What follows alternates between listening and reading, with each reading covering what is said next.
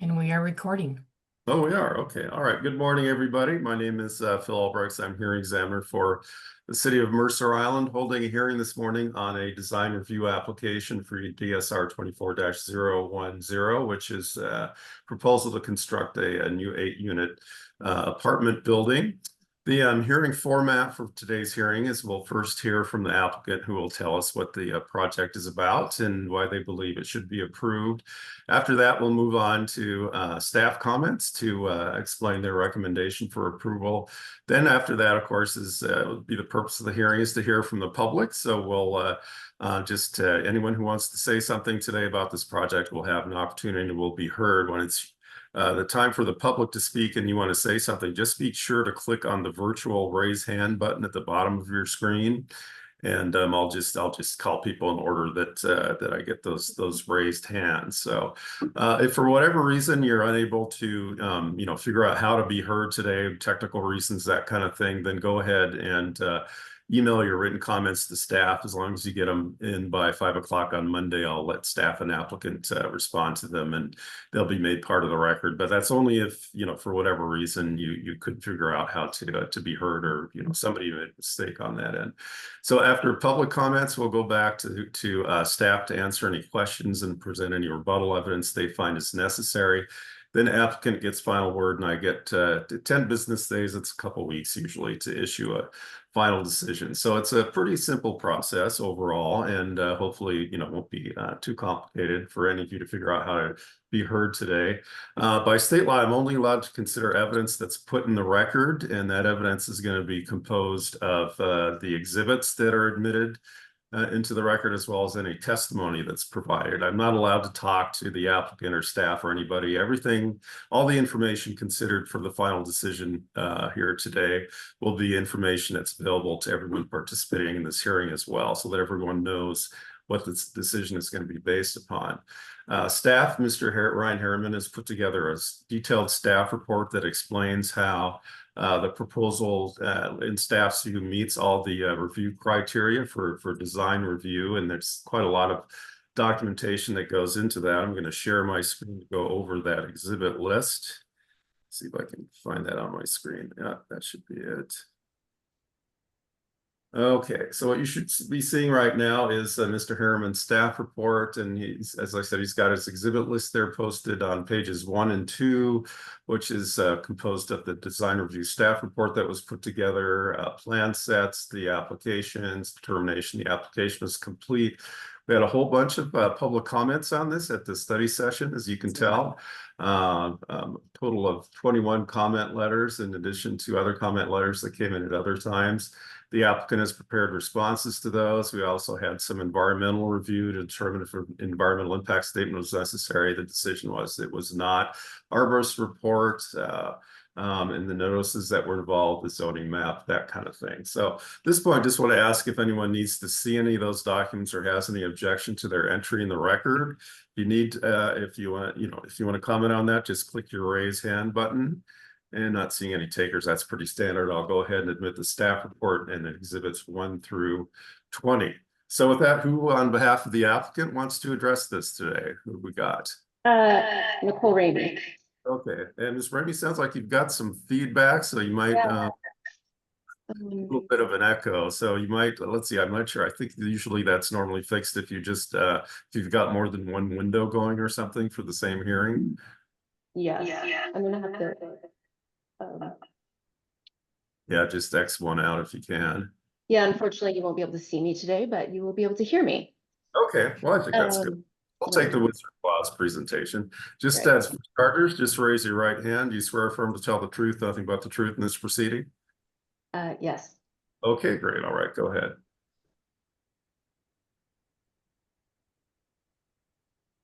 Okay, I just started sharing my screen. Can everyone see my screen?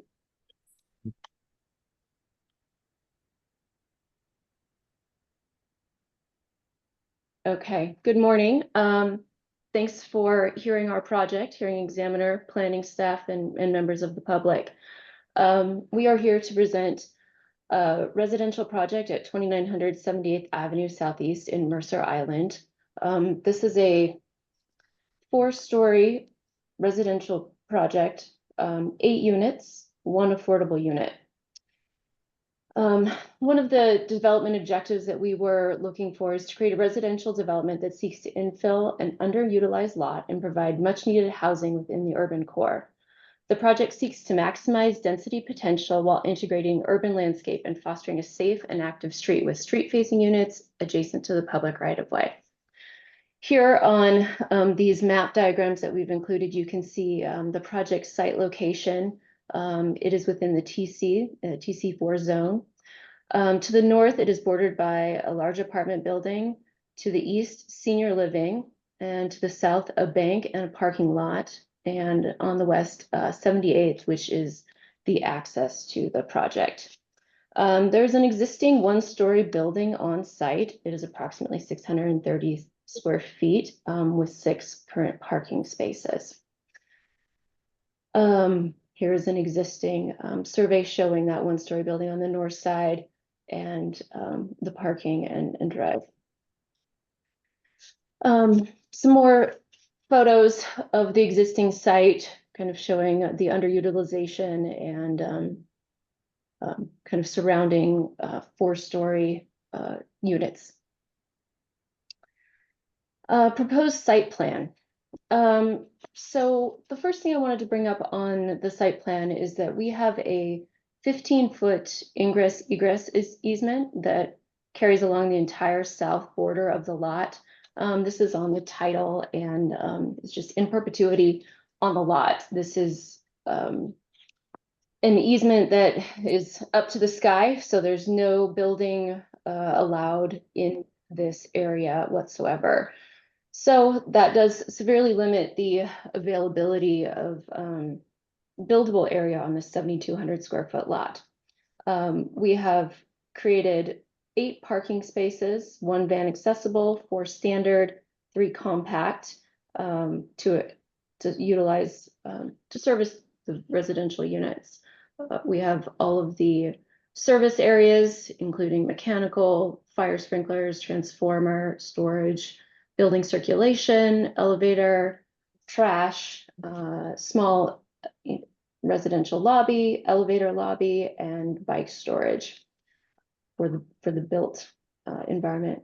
For the outdoor space, we have public open space with landscaping. We'll get into that here shortly. We do have provided some diagrams that show how we meet various zoning requirements. The first one here is basically the bulk regulations, setbacks, the daylight plane. You can see that the orange area is the debit area and the green area is the credit.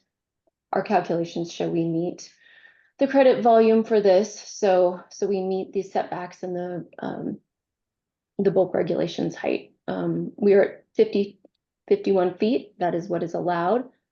We do have elevator overrun that is allowed to go beyond the 51 feet, and we are meeting that requirement. Of the 8 units, 1 will be affordable per the code requirement. And in addition, this building will either meet LEED Gold Standard or the Built Green. And so that work comes during the building permit review. To continue on with kind of the outdoor space, there is a certain amount of greenery and outdoor space required. We are proposing 1,800 square feet of landscape area. And then we also have, we have ground level horizontal landscaping. We have 2 green wall areas and over 2,400 square feet of green roof, sedum planted on the roof. Here's some images down below of the concepts of the green. In addition to the greenery, we have a vertical and a horizontal water element. These are, part of the required design elements, amenities. We also are including linear seating and specialized concrete paving areas to provide interest. Here's our seating areas. and both the drive and pedestrian kind of open space areas are the stamped specialized concrete. The entire area here is, obviously open to the public and meeting that public open space requirement.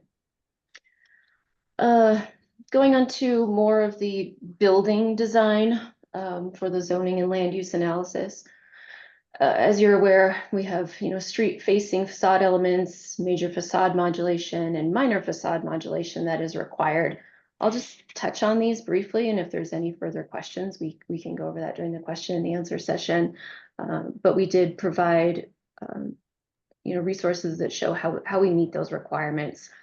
We are utilizing different siding materials, including Equitone and Nichiha panels. These are, very high quality, durable panels through color, through body, that don't require maintenance. So, chipping or fading over time is not an issue with these materials. The Nichiha panels are wood look to provide some warmth. We have, the two separate volumes and breaking up of the volumes with the different materials. We have clerestory windows at the lobby, recessed balconies for each residential unit. You can see we have a total of 8, 3 on the front elevation and 5 on the south. We have accent materials to break up the Equitone siding, just to provide an accent. It accents the windows and it breaks up each individual panel. We have perforated metal panels for the balcony guards, and so those are another design element. We have structural columns and slanted structural columns at the base. Those also provide an interesting pedestrian element. We have powder-coated steel as another building material that really just breaks up kind of all of the massing. That material is mostly on the ground floor to really set aside that pedestrian experience. We have, as I mentioned earlier, for the major facade modulations, 2 major blocks of building. The north side is set back significantly from the southern block, and that is really where we created the pedestrian experience. We have a mix of materials on those 2 blocks, and we also have different roof lines. The roof line over the southern block is, an extended roof overhang. The one on the north is a parapet. The minor facade modulation, once again, recessed balconies.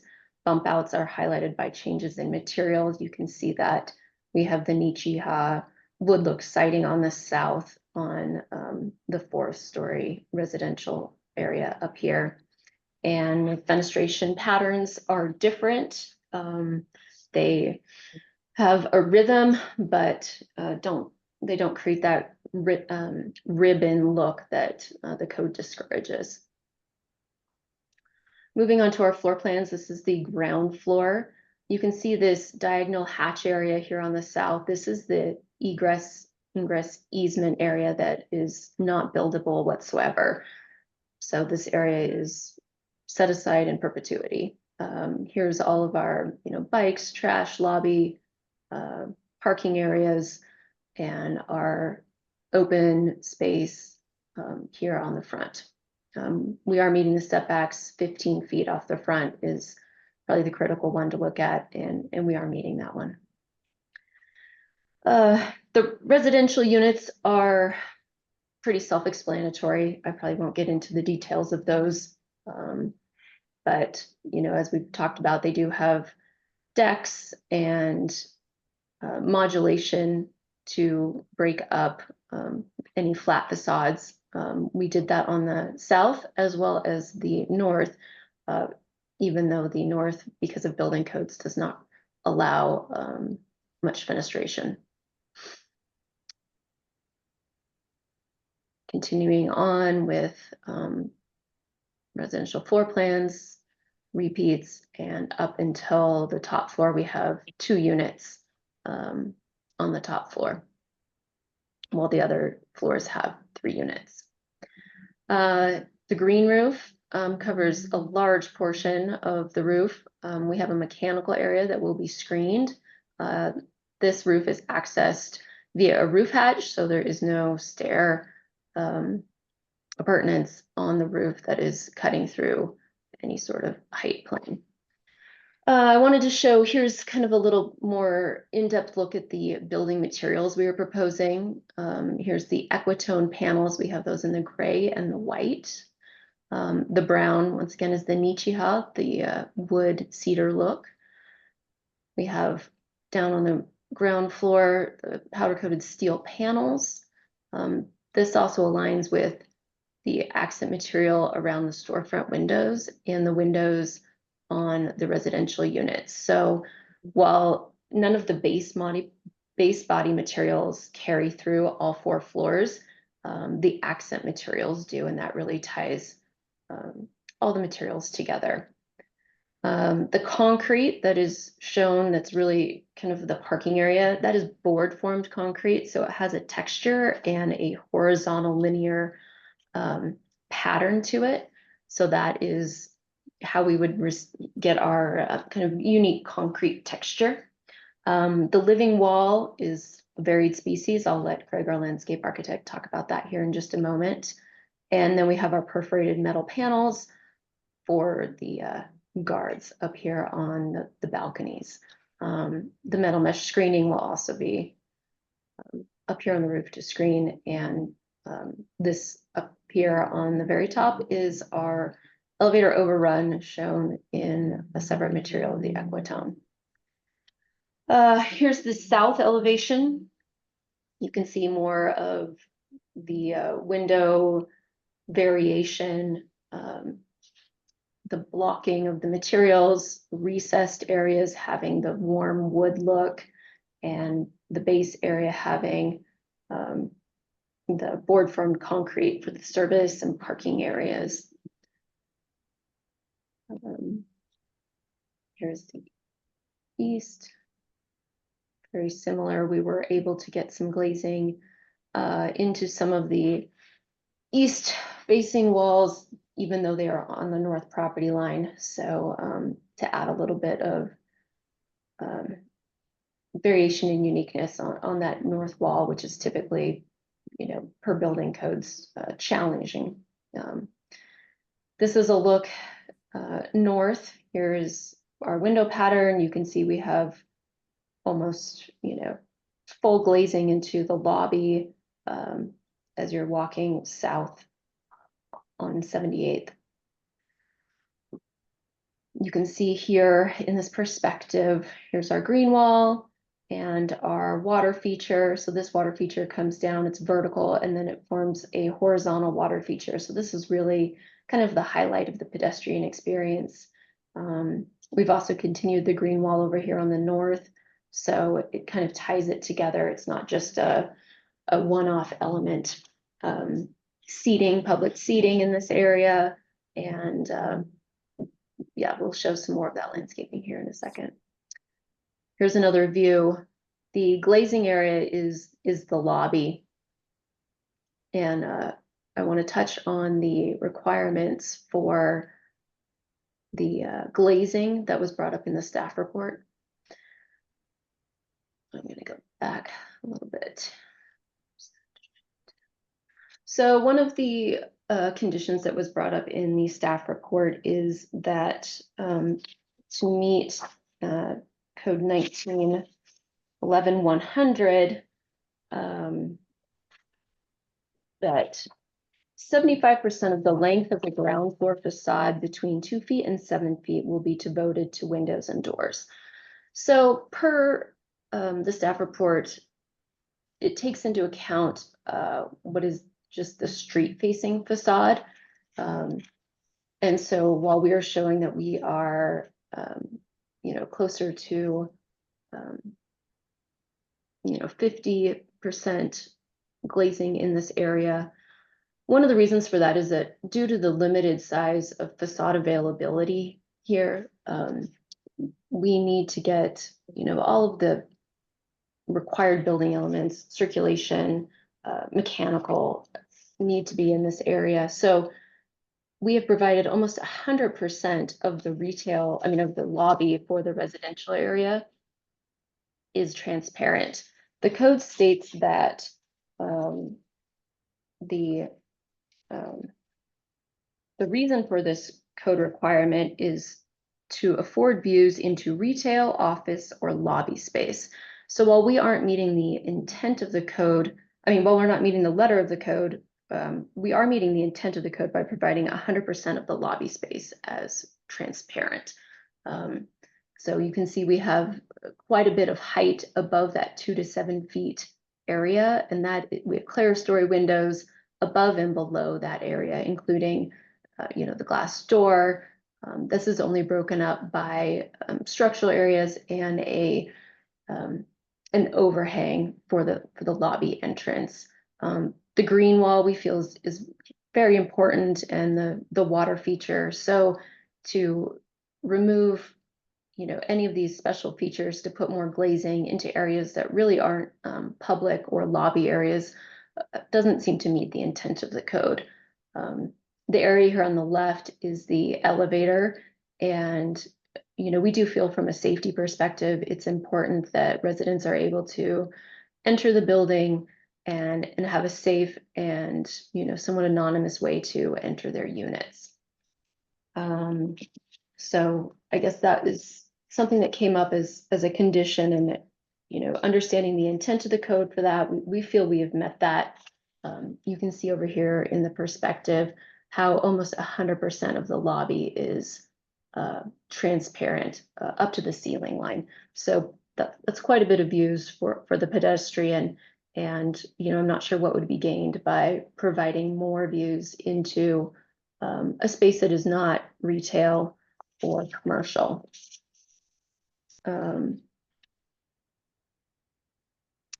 So with that, I did want to kind of turn it over to Craig Lewis. He's our landscape architect, and I was hoping he could talk a little bit about the landscaping. Okay. Sure. Right. Mr. Lewis, let me swear you in. You just have to raise your right hand. Do you swear affirm to tell the truth, nothing but the truth in this proceeding? Hold on a second. Let me turn my video back on. I do. Okay, great. All right, go ahead. Great. Okay. Let's see. I'm going to have Nicole manipulate the drawings if needed. Mm-hmm. Go to do we have the planting plan? L1.0. Let me.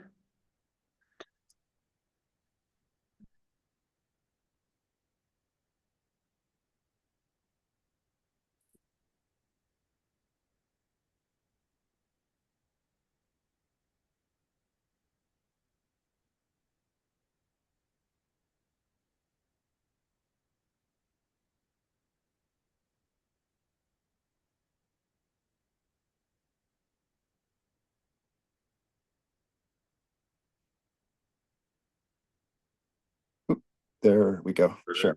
There we go. Great.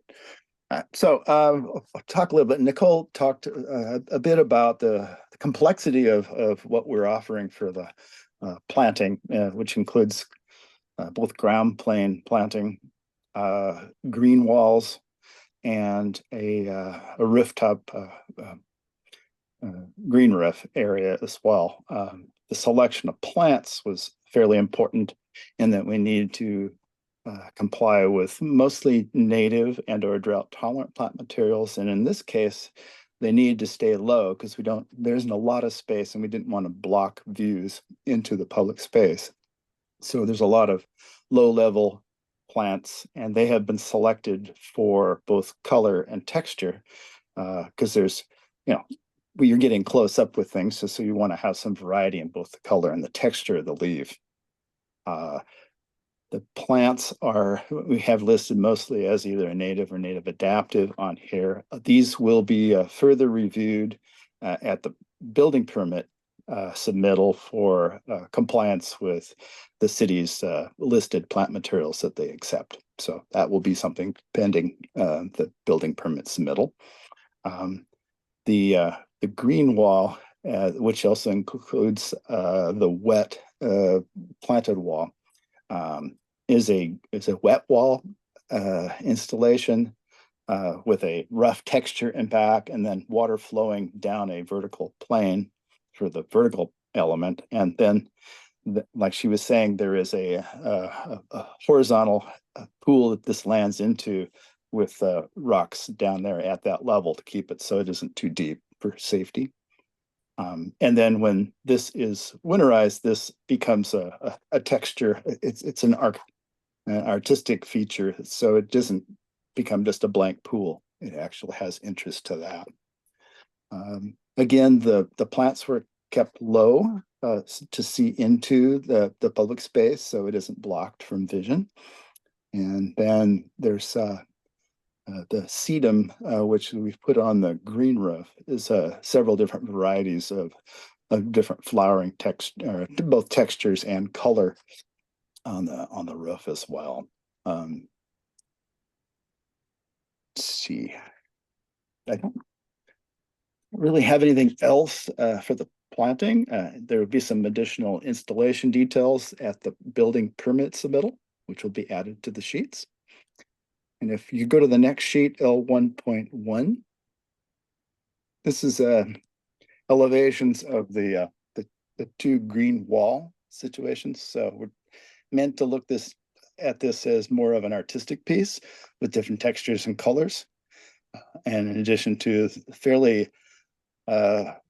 elaborate wet wall configuration as well for water running down that wet wall into the lower pool. So the whole thing is, there's a lot going on in a fairly small amount of space, which is all visible from for the public from the street. And then the last sheet, maybe 1.2.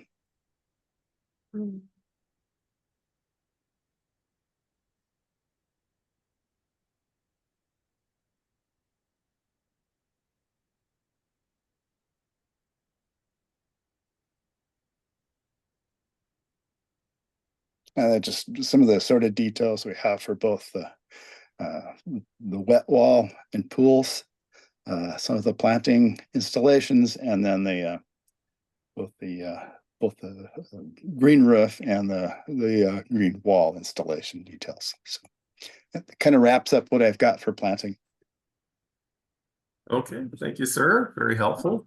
You bet. All right, Ms. Marion, was there anything else on behalf of the applicant?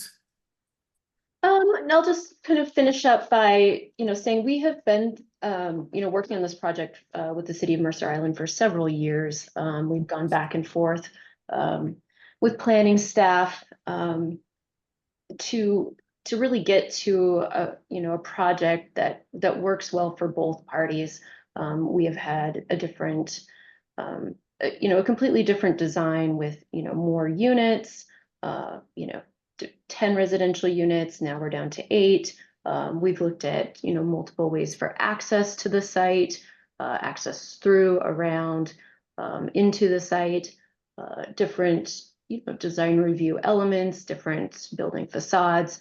So the project team has really spent a lot of time working with the city to get to this point. And I feel that we're at a really good spot, and working back and forth, this is, we've come to a good project with the city that obviously is now before you in this hearing examiner meeting. So I guess with that, we'll turn it over for the next steps.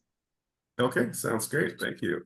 All right, we'll move on now to the planning department comments, if any. Who's going to be speaking on behalf of the planning department on this one?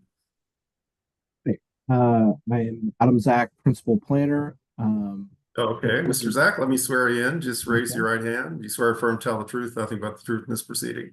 I do. Okay, great. Go ahead. Okay, well, I don't have much to add to what the applicant did. That was a very thorough presentation. I did want to touch on some of the procedural requirements, just touch on the key dates and how they've met those requirements. A pre-application meeting is required for any design review, and they completed a pre-application meeting in 2022 with file number PRE 22-027.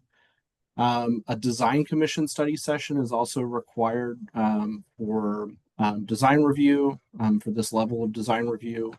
The applicant completed a study session on October 4th of 2023. And then they submitted this application following that design review study session. And the application was submitted on May 21st and deemed complete on June 11th of 2024. A notice of application was provided on June 11th of 2024, and the SEPA determination of non-significance was issued on August 18th of 2020, or sorry, August 19th of 2024, and no appeals of that SEPA determination were filed. Following that, a notice of public hearing was published on September 8th of 2025, and that was more than 30 days in advance of the public hearing today. So that satisfies that requirement. And then I wanted to also just touch on vesting really quick. This is another piece of the puzzle that impacts the decision today. The applicant submitted a site development permit, file number 2207-281, and that was deemed complete on July 26th of 2022. And that complete application, that complete site development permit application vests the future development on this site to the version of the code that was effective at the time that determination was made. So that means that this development will be subject to the development code that was effective as of July 26, 2022.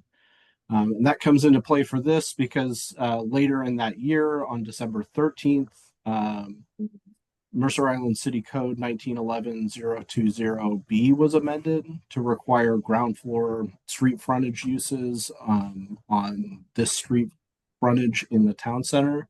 But again, that amendment was made after the permit had already, or after the development had already vested to a previous version of the code. So ground floor street frontage uses on this property are not required because of the vesting to that older version of the code.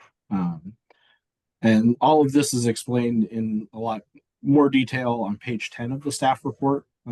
So I just wanted to point that out here because I think that's a really important part of the equation of how we get to a decision on this. Beyond that, staff has reviewed the design review application for its conformance to the town center design standards in chapter 1911 of the Mercer Island City Code and the procedural requirements of chapter 1915 of the Mercer Island City Code. And based on the findings in the staff report, staff recommend approval of condition for this application, DSR 24-010. If you have any other questions, I'd be happy to answer those at this time. Okay, yeah, the applicant addressed, I think they were referring to condition 11 of the staff report about the 75% transparency. I mean, is staff finding a problem with the transparency level that's being proposed at this point? Or I didn't quite follow if it's meeting the 75% or not. It sounds like they wanted to provide a little, privacy for people using the elevators and thing, and that might create a problem. Yeah, so the challenge here, the code in question is 1911-100B1B. And unfortunately, that section is pretty clear that there's a requirement that 75% of that length be devoted to windows and doors. Let me share my screen really quick. I have the code pulled up. I think it might be helpful to just take a look at that section of development code.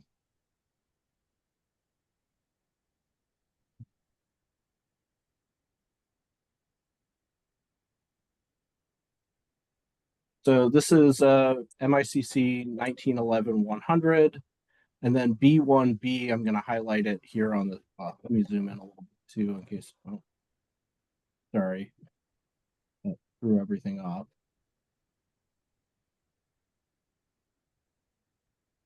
B1, I'm sorry, I got a little lost here. B1B, I'll highlight it here. Okay. And so what the code states is that major new construction along 77th Avenue Southeast, 78th Avenue Southeast, and Southeast 27th Street within the TC7, well, sorry, this is a slightly newer version of the code, but the TC4 area shall have at least 75% of the length of the ground floor facade between the height of 2 feet and 7 feet, devoted to windows and doors, affording views into retail, office, or lobby space. So the challenge here is the shall provision of that. And it specifically requires into lobby space, right? So that would include the elevator area, I take it. Correct. Yeah. And so what the proposed, I'll stop sharing my screen here. So what the proposed condition of approval states is that we would ask for the applicant to address that specific shall piece of this when they submit their building permit application, and provide the measurements of how that that final development would meet that standard. You know, most design review standards I've dealt with have fairly flexible modification provisions. Is there something that they could use in this particular case if that just doesn't work for them, or sort of doing a variance application? Yeah, unfortunately not. The way our design standards are written, there's use of the word shall means that something is a requirement, and then should would grant the decision maker some leeway. Okay. And then on the vesting issue, that's interesting. I you know, one of the first things I did when I read your staff report is I made sure that the code specifically provided for vesting, because absent a code provision that says site development permits vest under case law, they don't, you know. So I was glad to see that there's no mistake there, and that was clearly spelled out. Although I think and I just looked at it really quickly, it said for type 1 permits that vesting occurs when the application is filed or something. I mean, is an SDP a type 1 permit application? Good question. Let me, I don't know off the top of my head. Oh, okay. Well, it's overly technical. I mean, you know, that I don't think it makes any difference here whether, you know, it was vested when they filed it or when it was deemed complete. Either way, it was before the new regulations go into effect that people are having issues with. I just wanted to make sure I understood the process correctly, but I can check that myself. That's not a problem. So, and also just to correct, I just saw Mr. Harriman's name first on the staff report. I assumed he wrote it. It sounds like you were the author, so give credit where credit is due, Mr. Zach, and good staff report there. So anyway, thanks for your comments. And this point, let's move on finally to the public comments. And like I said, if anyone wants to say anything out there, click on the virtual hand at the bottom of your screen. Of course, all the written comment letters that were submitted will be considered very carefully when I write up my decision, and my decisions are very detailed. I try to address all the comments that are made, so there's no need to repeat what was already put in there. But you know, if somebody wants to add something, please, now's the time. So not seeing any takers though, either way. Like I said, if for whatever reason your computer's not working and you're trying to be heard and you're not, go ahead and send an email. Mr. Zach, what's your email address? Maybe could you put that in chat so people can email you if they're unable to get their comments in? Would that work? Sure. Yeah. Okay, we'll do that then. Yeah. So just email your comments. And again, that's only if for technical reasons you're not able to be heard today. So I guess with that, since there are no public comments, I guess I can close the hearing at this point. There's nothing to rebut unless the applicants have any final comments they wanted to make, given Mr. Zach's comments. Yeah, I think maybe one final sure. kind of comment on the code, going back to that 75%. You know, once again, you know, I understand the word shall, but one thing I did want to bring up once again is two things in that code section. It says the length of the ground floor facade. So my question to Adam would really be, what constitutes the ground floor facade?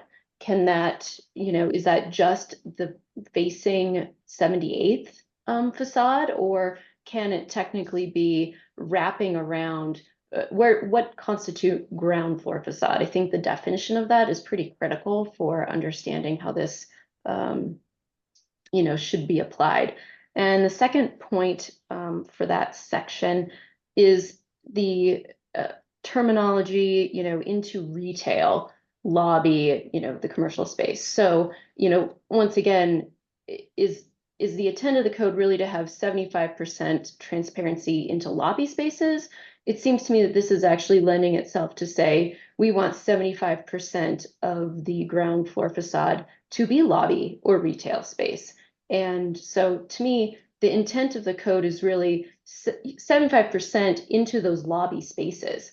Not necessarily that 75% of the facade must be lobby or retail. So I think that maybe some of the terminology there isn't quite clear. And I think the intent of the code really is to activate and show vibrancy for the spaces that will have people and human interaction. Obviously, an elevator core, a storage area, those areas are not places people want to look into. So, I'm not sure what we would gain by adding, glazing into areas that are almost uninhabitable, 95% of the time.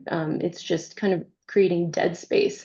Once again, we talked about safety for residents here. This is it's in the town center. It's, downtown areas. Safety is a concern. We need people to access their residential units safely. We also, want to make sure that we're providing vibrancy in the right manner. Just providing more lobby space for an 8-unit residential apartment building is not necessarily going to create vibrancy at the pedestrian level for the town center. So I guess I just want to maybe understand, what constitutes the ground floor facade, and then really is the intent to have more lobby space, or is it really to provide, activation and vibrancy to the lobby spaces that are provided? Yeah, and Mr. Zach, do you want to answer that? And then I do have a raised hand, I think, from the host. We'll go to that afterwards. So go ahead, Mr. Zach. Great. Thank you. So let me just share my screen again. It might be helpful to just take a look at the code as we go through this. So we'll return to 1911 100B 1B. Major new construction along 78th Avenue. So that would be this project. And we're interpreting that to mean that the facade along 78th Avenue Southeast shall have at least 75% of the length, etc. We looked at that earlier. And then for the facade definition, that's in chapter 1916. It's 1916-010. Here I'll highlight the facade definition. It's any exterior wall of a structure, including projections from and attachments to the wall. Projections and attachments include balconies, decks, porches, chimneys, unenclosed corridors, and similar projections. So the facade in question would be that frontage along or that area of the building that meets this definition along 78th Avenue Southeast. And then again, that the code then says that area shall have at least 75% of the length devoted to windows and doors. Does that answer the question, or is there? I'm not sure if I'll be able to provide more clarity than that, but that's what the code says on this matter. Mr. Ramey, anything else? I guess we'll just have to look for the conditions and work through that. We're happy to meet the intent of the code. Obviously we thought we did with the 100% into the lobby, but maybe we have to minimize some of that north facing glazing to provide some more that faces 78th. Okay, yeah, I'll look into that issue as part of my decision. So as I said, we got the host, I think, had her hand up. So what's comments from DH? Excuse me, Mr. Hearing Examiner. This is Deb Estrada, your Deputy City Clerk and your host for this meeting. I was just simply trying to clarify when Ms. Ramey was speaking, I don't think that she identified herself. And since we don't have a video of her, I just wanted to make sure that those listening knew that it was her speaking just prior to Mr. Zach. Oh, good. Yeah, for the transcript. That's good to know. Good. Great, thank you. That's very helpful too. All right, well, I'll go ahead and close the hearing. And like I said, given all the public comments, I was a little surprised we didn't get any. Hopefully that means that at the study sessions and other meetings that the public had a lot of their questions answered. I did notice just from reading through the comments,